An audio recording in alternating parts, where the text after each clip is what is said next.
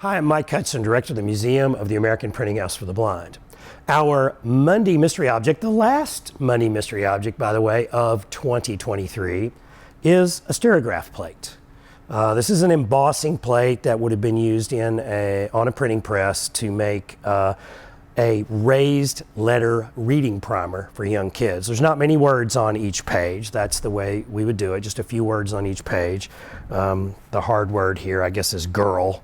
And I guess the easiest word is, right? This is just basically learning how to recognize the shapes of the letters. It uses a font called Boston Line Letter that was originally invented by a guy named Samuel Gridley Howe at the Perkins Institution.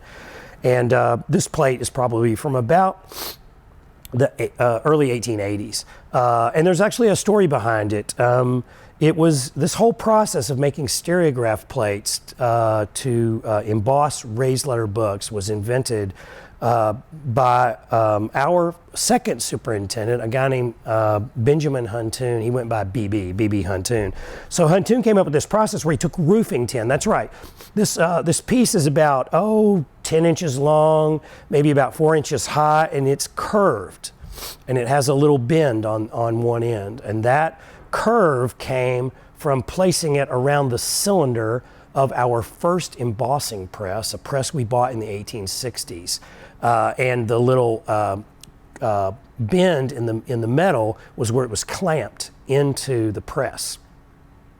So Huntoon is the guy who came up with this idea of, instead of having to set type into a frame to make each page, he could make these flexible stereograph plates, and he did it by taking roofing tin, this flexible roofing tin, pretty much the same stuff that's still used for flashing around roofs and gutters and that sort of thing, trim it to size, and then he would lay the type out in a regular frame, just like you were going to print it, but then he would take it and sink it into a paper mache matrix.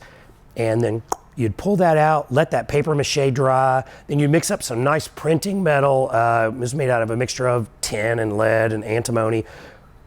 Melt it, pour that into your mold that was made in the paper mache, and then you would carefully peel that very thin metal out and adhere it to your roofing tin, and that made this reusable stereograph plate, so that anytime that you wanted to make another run of this particular reading primer, you just went to the shelf, all the embossing plates would be there on the shelf, you pull them out, put them back in the press, and you could make your book.